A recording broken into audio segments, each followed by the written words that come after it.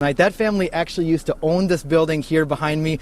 They live right behind it. They saw all of it last night go up in flames. A very, I guess, scary, emotional event for them as well. I picked up this tree branch from the tree that you see here behind me, and this is stuff we're seeing all across the Chippewa Valley tonight. And I want to give you a look at some of the information that they get access to in real time. This monitor right here will give us a live look at several cameras across interstates and highways across western Wisconsin. Which obviously an update there, like we said, from the Eau Claire Police Department. Of course, we will want to just update you on the situation as well. We know at this time that perimeter is set up in the area. It's West Hamilton Avenue in Eau Claire. You can already see it's piling up on this car right here. If you're sick and tired of it all, if you just can't handle these cold temperatures anymore, you don't like your water bottles freezing up, then we found some deals in the next couple weeks where you can get away from all of this and go to some place a lot warmer. I'll draw your attention behind me here to the Gordon Volunteer Fire Department. We've seen many trucks come in here throughout the course of the day. 27, 28. Yeah! All right. Nice. Oh. Good evening and thanks for joining us. I'm Kevin Hurd. First on Fox, it's not your standard job interview. Eau Claire Police began the hiring process today, hoping to fill some open officer spots. Tonight, a sawmill in Clark County was destroyed following a major fire, and tonight it's being ruled accidental. Take a look at this viewer-submitted video. Crews say the fire started around 7:45 last night. To the Milwaukee area tonight, where about 20 people were evacuated from a hotel last night and taken to the hospital. A sudden sickness came over some of the guests while swimming in the pool. Well, spring was finally in the air today, giving families a reason to get out of the house to find some fun. Many chose to do that today at the Excel Energy Kids Expo. Near a Texas man, too. I gotta say, I'm surprised to see, Dallas and Austin cooler than us. Right. Yeah. You're not regretting your move up here? You're okay? I'm good with it. Yeah, absolutely. All right, sounds good, Drew. Thanks very much. And next in sports, the Brewers looking to sweep the defending champs in Boston, and the Badgers reflect their close game last night against Kentucky. You're watching the Fox 25 48 News at 9. On the World Wide Web, there's nothing that grabs attention like the unexpected. And so is the case with this dash cam vid showing a Wisconsin state trooper nearly hit and killed by a semi on a traffic stop. They always talk about having eyes in the back of your head, and or a sixth sense. Lieutenant Jeff Lorenz has been with the State Patrol for 30 years and is not shocked, only relieved the trooper in this video wasn't hurt or killed. He's seen many close calls like this before. And they say, hey, LT, I'm really sorry about the car. I said, man, I can get cars, I can't get you, another you. Wisconsin's move-over law requires drivers to change lanes when emergency vehicles are on the side of the highway. While he says fatalities are down, there's still room for improvement. We're much better at this, but we're not that where we want to be. To get a sense of how powerful this video is, we stopped at this rest stop in Menominee to talk to people. Many of them just got off the interstate and will soon be getting right back on again. Frightening that people don't realize how close they are to other vehicles on the edge of the road and how easy it is to hit them. Seems like a pretty common sense thing to not sideswipe a police car. The video leaving a lasting impression. And that was something. And if it's this image that doesn't do that, perhaps this one will.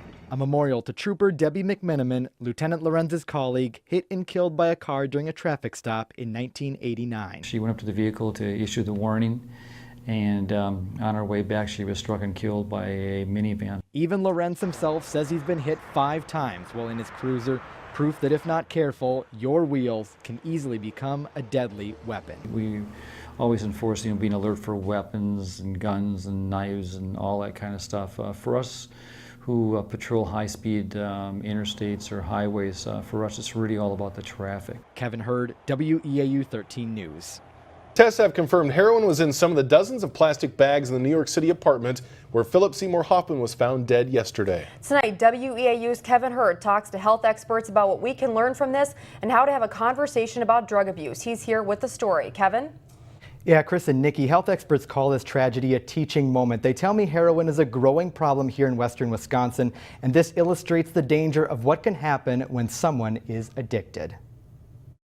It's like this monkey on your back that you can't get, and it soon turns into this great ape. That's how Jesse describes an addiction to heroin. He's recovering from a drug so powerful, it grabs hold of you and doesn't want to let go. You can imagine like the worst flu you ever had in your life and times that by like 50, and then you got the withdrawals of the beast, and that's That's no fun. I wouldn't wish that on my worst enemy.